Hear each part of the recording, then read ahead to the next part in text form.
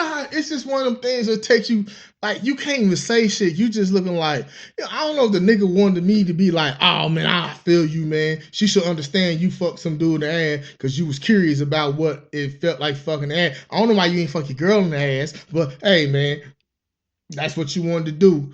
I guess the nigga thought I was gonna co-sign for him or back him. I was like, man, for real, man, I'm looking at this nigga like, no, this nigga didn't say what the fuck I think he just said.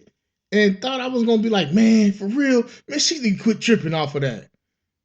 Like, this nigga actually said that shit, and he said it twice. I was just curious. I wanted to see what it felt like, man. So, I fucked him in the ass, man. And she found out, I told her and all this shit. I said, nigga, are you serious? Like, man, you don't understand why she mad. You fucked a chick in the ass. Like, nigga, what the fuck is wrong with you, man? Like, what the fuck?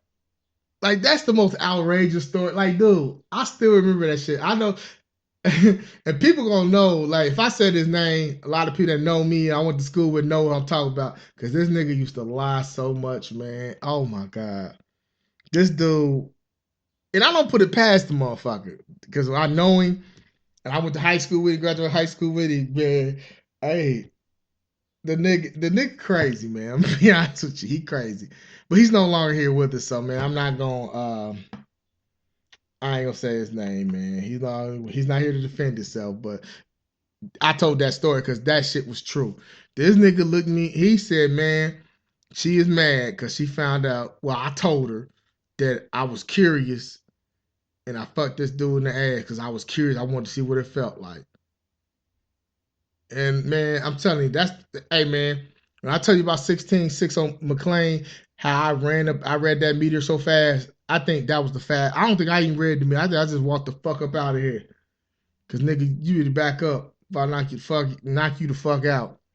You thought I was really gonna co-sign for you and say, yeah, man, she should understand that, man. You get curious sometimes. Nigga, I ain't that motherfucking curious. I ain't that motherfucker kid. I'm not fucking no dude in the ass. Fuck that. The fuck is wrong with you? This nigga fuck. He said, man, I fucked the dude in the ass. Cause I want to see what it felt like. So she mad at me. Nigga, fuck your girl in the ass. God damn it. Fuck. You want to fuck a dude in the ass? What type of shit is that? And you thought I was really gonna be like, man, I understand you, dog. Man, I feel you, man. I feel you. Hell no, man. You don't get your booty bedded ass away from me, booty warrior ass nigga. The fuck? This is a true story, man. I'm telling you that. It's more, man, look. When that job was some of the wildest shit, and Devin can tell you, my boy Devin Johnson, he also did my logo for the Dre Clark Comedy logo, the beard, the glasses and stuff. He does a lot of my stuff. He could tell you, my boy T, he does the personal training. My boy Daniel Stevens on Facebook, he's a personal trainer. He's good at what he do. I worked out with him the other day, Monday, and I'm still fucking sore. Man, he could tell you, that job, the shit that you used to run into, I did it longer than them though. The shit that you used to see on a day, that's one thing I did like about that job. Every day was something different.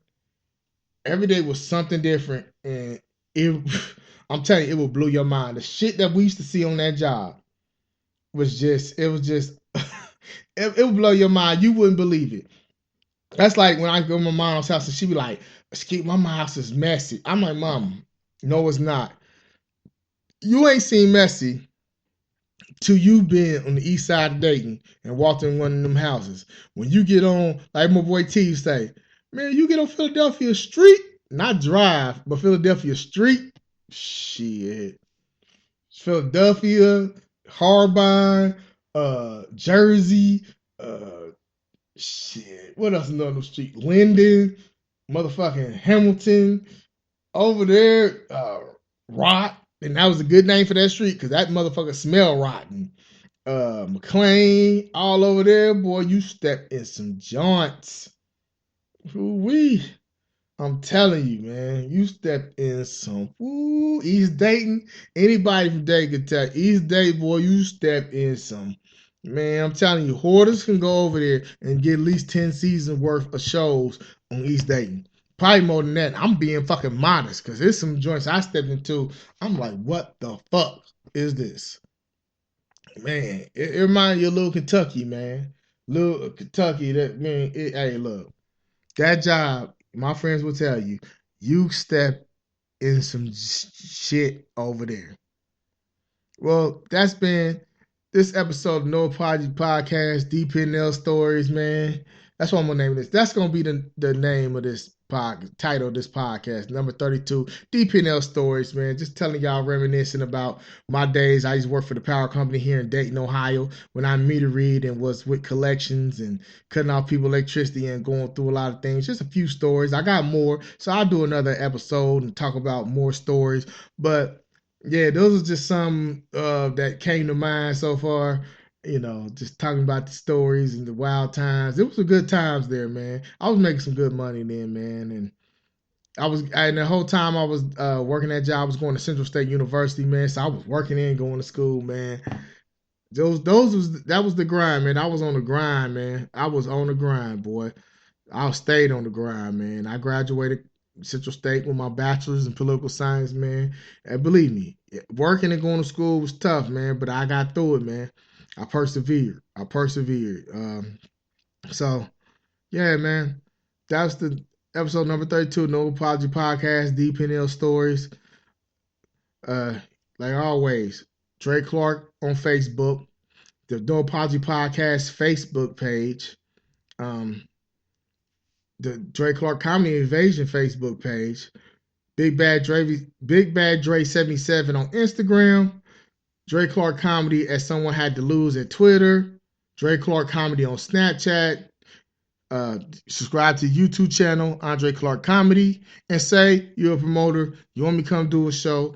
You know, I do comedy, stand up, doing it, be 8 years in October. I'll come, give you a bomb ass show, but you're gonna have to pay Dre. God damn it, pay Dre.